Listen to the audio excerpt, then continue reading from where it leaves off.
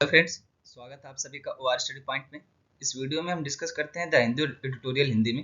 उसके अलावा जो भी इंपॉर्टेंट करंट अफेयर आता है हमारे एग्जाम की दृष्टि से, आईएएस पीएस एग्जाम की दृष्टि से, उसके बारे में हम इसमें कवर करते हैं। ये वीडियो रोज सुबह 10 बजे तक अपलोड कर दी जाती है। अगर कोई एक्सट्रीम कंडीशन नहीं बनती है तो पीडीएफ के लिए आप टेलीग्राम ग्रुप से जुड़ सकते हैं। उसका नाम है ओआर स्टडी पॉइंट। उसकी लिंक भी आपको डिस्क्रिप्शन बॉक्स में मिल जाएगी।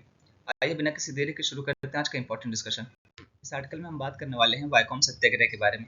अभी वाईकॉम सत्याग्रह क्यों था, क्या था, इसके पीछे की वजह क्या थी, कारण क्या था, उसका पृष्ठभूमि क्या थी, उसका परिणाम क्या निकला, ये सारी चीजें हम इसमें डिस्कस करने वाले हैं।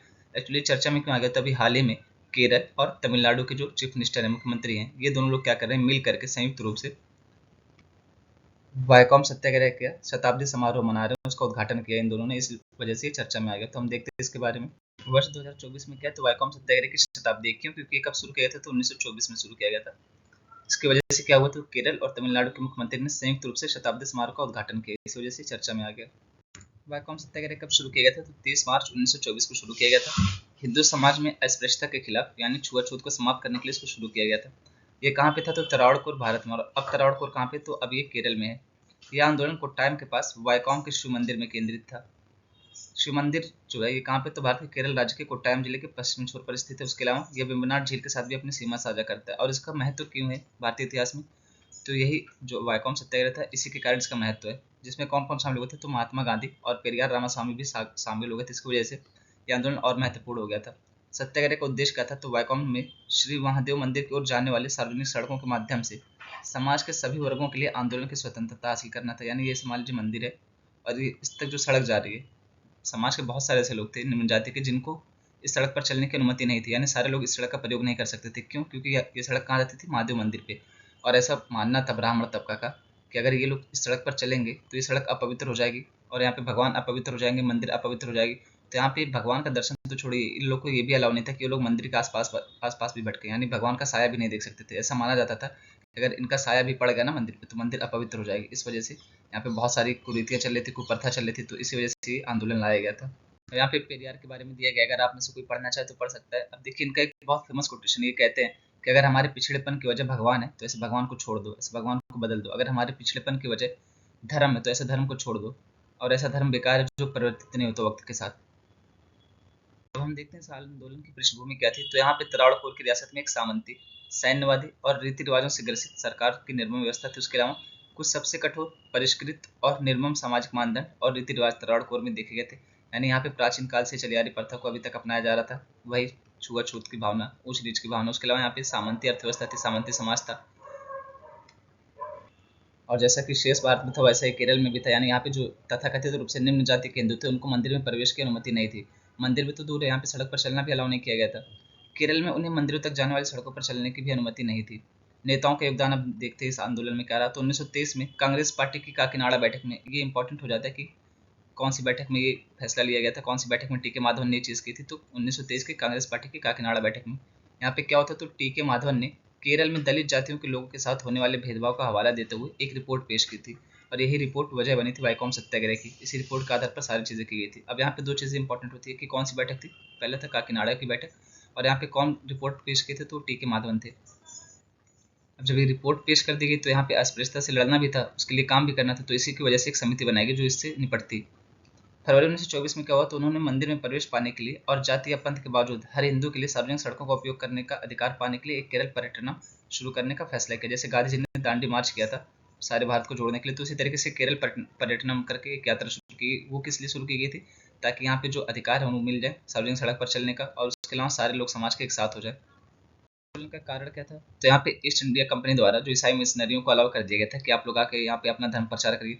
उसके तहत बहुत सारे हिंदू लोग ऐसे थे जो जाति पाति से परेशान थे, जाति प्रथा से परेशान थे। वो लोग क्या किए, तो ईसाई धर्म अपना लिए। अब जब ईसाई धर्म अपना लिए तो तुलनात्मक रूप से उस समय लिबरल समाज था, उन्होंने क्या किया, इनको शिक्षा दी, उनको बताया कि ये चीज़ ऐसे है, वो चीज़ ऐसे है, यहाँ पे गलत चल रहा है।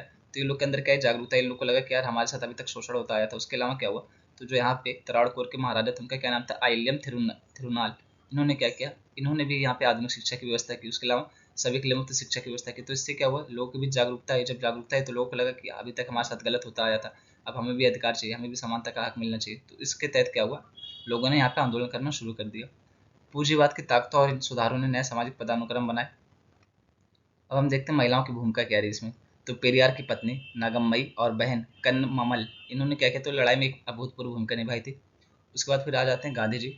तो गांधी जी का आगमन, उसके बाद हम देखते हैं गांधी का आगमन जब होता है तब क्या होता है। मार्च 1925 में महात्मा गांधी वायकॉम पहुंचे, विभिन्न जाति समूह के नेताओं के साथ चर्चा की और वर्कला शिविर में महारानी रेजिमेंट से मुलाकात की। यानी जब गांधी जी यहाँ पे वायकॉम पहुंचते हैं तो क्या करते हैं, भिन्न भिन्न जातियों के जो नेता थे, जो लीडर थे, उनसे मिलते हैं, सबसे उन सबसे बातचीत करते हैं। उसके अलावा किससे, जो यहाँ पे वर्केला शिविर में महारानी रेजिमेंट थी उससे भी मुलाकात करते हैं। उसके अलावा WH पिट, ये कौन थे, तो उस समय तराड़ कोर के पुलिस आयुक्त थे, इनसे भी बातचीत की। उसके बाद 30 नवंबर 1925 को वायकॉम सत्याग्रह को आधिकारिक रूप से वापस ले लिया। यानी सबसे बातचीत की, सबसे मिलजुले, सारा हाल चाल देखा कि क्या है, कैसे उसको कैसे लेकर के चलना है, और यहाँ पे अधिकार कब तक दिए जाएंगे, अधिकार मिलेगा कि नहीं, क्या गलत है, कैसे, वो सारी चीज़ें देखी। उसके बाद 30 नवंबर 1925 को इन्होंने ये आंदोलन को वापस लेने का फैसला किया और यहाँ पे आधिकारिक रूप से ये आंदोलन वापस ले लिया गया।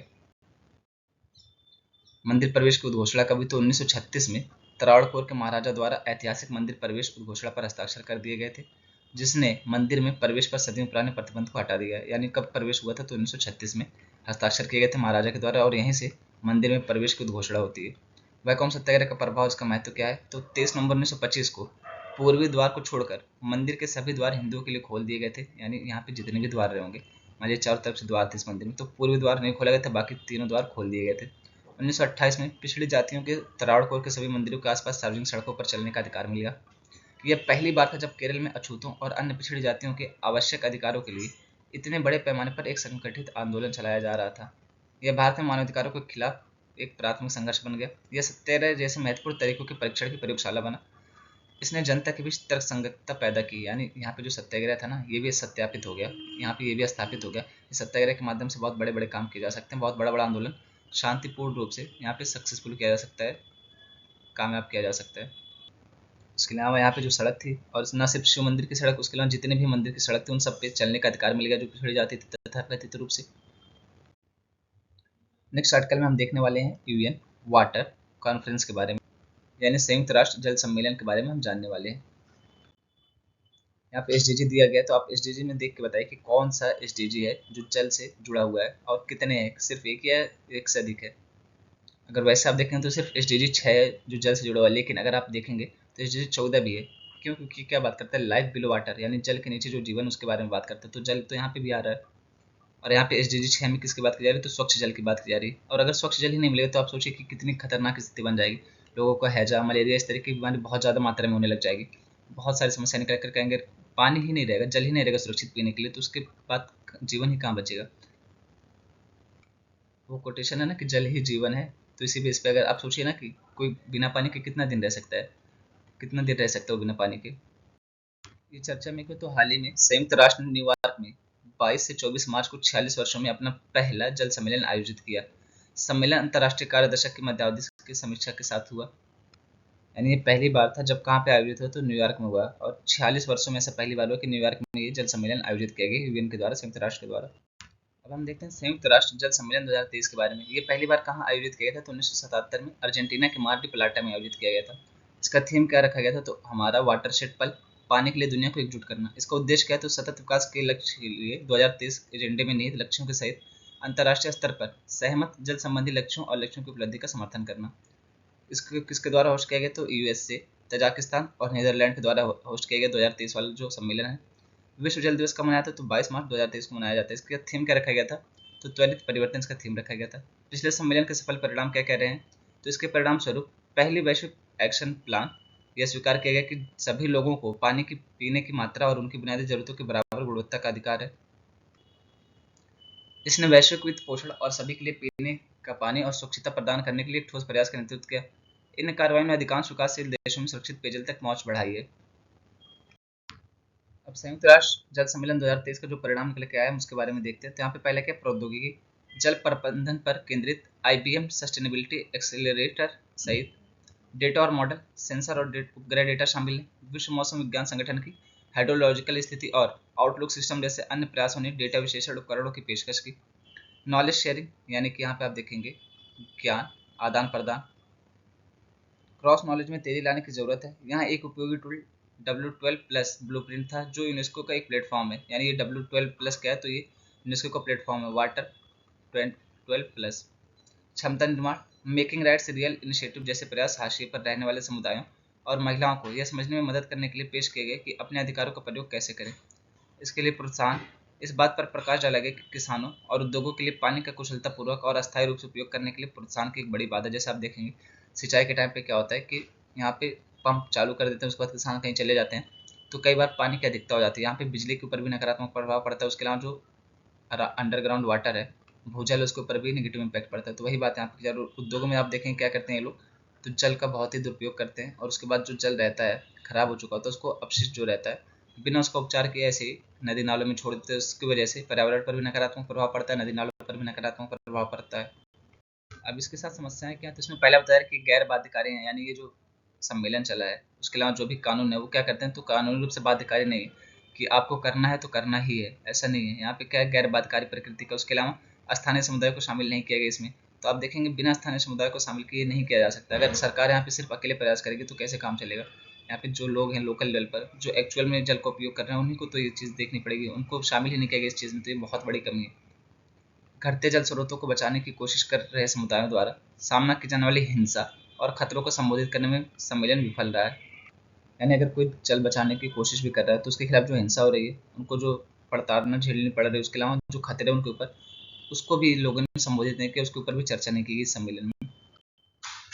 स्वच्छ जल और स्वच्छता पर भारत की कौन कौन सी पहल है, तो स्वच्छ भारत मिशन, जल जीवन मिशन, जल क्रांति अभियान, राष्ट्रीय जल मिशन, राष्ट्रीय ग्रामीण पेयजल कार्यक्रम, उसके अलावा नीति आयोग समग्र जल प्रबंधन सूचकांक, उसके अलावा जल शक्ति अभियान, उसके अलावा अटल भूजल योजना। ये सारी जल और स्वच्छता पर भारत की पहल है। अब हम जानते हैं यूएन वाटर के बारे में, संयुक्त राष्ट्र जल के बारे में। जल मुद्दों के लिए विशेष रूप से समर्पित कोई भी संयुक्त राष्ट्र एजेंसी, कोष या कार्यक्रम नहीं है। यूएन वाटर एक समन्वय तंत्र है, इसमें पानी और स्वच्छता के मुद्दों पर काम करने वाली संयुक्त राष्ट्र संस्थाएं और अंतर्राष्ट्रीय संगठन शामिल हैं। यूएन वाटर की भूमिका यह सुनिश्चित करना है कि सदस्य और भागीदार पानी से संबंधित चुनौतियों के जवाब में एक के रूप में काम करें। यानी एक के रूप का क्या मतलब, सब लोग मिलकर के काम करें, एक साथ काम करें, यूनिटी में काम करें। यूएन वाटर के कार्य की 3 पंक्तियां, यानी 3 लेवल पर ये कार्य करता है। कौन कौन सा, तो नीतिक प्रक्रियाओं को सूचित करना और उभरते मुद्दों को संबोधित करना, उसके अलावा पानी और स्वच्छता पर निगरानी और रिपोर्टिंग का समर्थन करना, उसके अलावा ज्ञान का निर्माण और लोगों को कार्रवाई करने के लिए प्रेरित करना। अब यहाँ पे हम जानेंगे स्टैंड अप इंडिया स्कीम के बारे में। चर्चा में क्यों, तभी हाल ही में इसके 7 वर्ष पूरे हो गए और इसके 7 वर्ष पूरे होने पर प्रधानमंत्री ने ये कहा है कि जिस उद्देश्य के लिए इसको लाया गया था उस उद्देश्य को पूरा करने में ये सफल रहा है काफ़ी हद तक। अब यहाँ पे इसको किस उद्देश्य के लिए लाया गया था, तो एससी, उसके अलावा एसटी, उसके अलावा वुमेन, इन समुदायों को आगे लाने के लिए लाया गया था। इनको क्या करना था, तो इनको व्यापार या उद्यमता, इंटरप्रेन्योरशिप करने के लिए बढ़ावा देना था। तो इसी के लिए इस स्कीम को लाया गया था, स्टैंड अप इंडिया स्कीम को। उसके बारे में हम देखते हैं। यहाँ पे चर्चा में क्यों, मैंने आपको बता दिया कि प्रधानमंत्री श्री नरेंद्र मोदी ने अनुसूचित जाति, अनुसूचित जनजाति समुदायों को सशक्त बनाने और महिला सशक्तिकरण सुनिश्चित करने में स्टैंड अप इंडिया पहल की भूमिका को स्वीकार किया है। स्टैंड अप इंडिया के 7 साल पूरे हो गए हैं, तो इस वजह से चर्चा में आ गया। अब देखते हैं स्टैंड अप इंडिया योजना के बारे में। इसको कब शुरू किया गया था, तो 2016 में शुरू किया गया था वित्त मंत्रालय के द्वारा। यह आर्थिक सशक्तिकरण और रोजगार सृजन के जमीनी स्तर पर उद्यमिता को बढ़ावा देना चाहता है। इसका उद्देश्य क्या है, तो अनुसूचित जाति, अनुसूचित जनजाति और महिला उद्यमियों जैसे लोगों को अल्प सीमित क्षेत्र तक पहुंचने के लिए संस्थागत ऋण संरचना का लाभ उठाना। यानी यहाँ पे एससी हो गया, एसटी हो गया या वुमेन, इनसे जुड़ा कोई भी व्यक्ति अगर चाहता है कि मुझे आगे आना है, मुझे व्यापार करना, व्यवसाय करना, तो उसको ऋण देगी सरकार, लोन देगी सरकार, ताकि वो अपना व्यापार आगे लेकर के चल सके। सिडबी और नाबार्ड के कार्यालयों को स्टैंड अप कनेक्ट सेंटर नामित किया जाएगा। और यहाँ पे एक इंपॉर्टेंट पॉइंट है कि योजना के तहत ऋण किसको दिया है, तो केवल ग्रीनफील्ड परियोजनाओं के लिए उपलब्ध होगा। ग्रीनफील्ड परियोजना क्या होती है, जिसको एकदम नए सिरे से शुरू किया जाता है।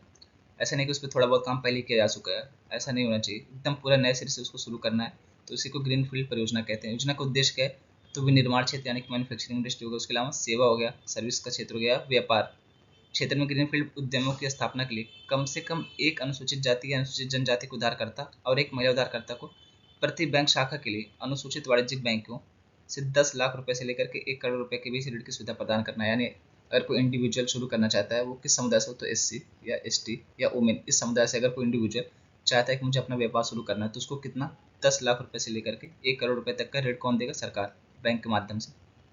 तो हम देखते हैं कि इस स्कीम का, इस योजना का लाभ कौन उठा सकता है, उसके लिए योग्यता क्यों होनी चाहिए, पात्रता क्यों होनी चाहिए। तो पहला तो पॉइंट ये है कि यहाँ पे कौन होना चाहिए, एससी हो गया या एसटी या वुमेन, इस कैटेगरी के लोग होने चाहिए। दूसरा पॉइंट ये कि इसमें आयु कितनी होनी चाहिए, तो कम से कम 18 वर्ष से अधिक आयु हो। उसके अलावा यहाँ पे क्या बताया, तो सिर्फ ग्रीन फील्ड परियोजनाओं के लिए ही दिया जाएगा ये ऋण। उसके अलावा क्या होना चाहिए, तो गैर व्यक्तिगत उद्यमों के मामले में 51% शेयरधारक किसके पास होना चाहिए, या तो महिला के पास, या तो एससी या तो एसटी के पास। अब यहाँ पे इसको ऐसे समझिए, मान लीजिए 2 या 2 से अधिक लोग मिलकर के व्यापार शुरू करना चाहते हैं, अकेले उसको व्यापार नहीं करना, 2 या 2 से अधिक लोग व्यापार शुरू करना चाहते हैं, तो उसमें क्या होना चाहिए, जो 51% की हिस्सेदारी हो वो महिला के पास हो, या एससी के पास हो, या एसटी व्यक्ति के पास हो। ऐसा क्यों? क्योंकि जिनके पास 51% हिस्सेदारी होती है, यहाँ पे ऑफिशियली वही मालिक होते हैं उस चीज़ के, तो इसीलिए 51% शेयरधारक की शर्त रखी गई, क्योंकि यहाँ पे बढ़ाना है इनको, इस समुदाय को बाहर लाना है, समुदाय को समाज में सबके साथ लेकर के आना। तो इसके लिए क्या किया गया, इनको मालिकाना हक देने की बात की जाए। जब 51% शेयरधारता होगी तभी ये योजना के लिए आप एलिजिबल होंगे। कर्जदार किसी भी बैंक या वित्तीय संस्थान का डिफाल्टर नहीं होना चाहिए, यानी किसी भी बैंक ने आपको ये नहीं कहा कि आप लोन ले लिए थे और भर नहीं पाए, आपको डिफाल्टर घोषित किया जाता है। अगर किसी भी बैंक के द्वारा आपको डिफाल्टर घोषित कर दिया गया, यानी आपने लोन नहीं भरा है, जैसे विजय माल्या हो गया, तो आपको फिर से लोन नहीं मिलेगा इस योजना के तहत। यहीं तक रखते हैं आज का डिस्कशन। बोलने में जो भी गलती है उसके लिए सॉरी। आप सबके सपोर्ट के लिए बहुत बहुत थैंक यू।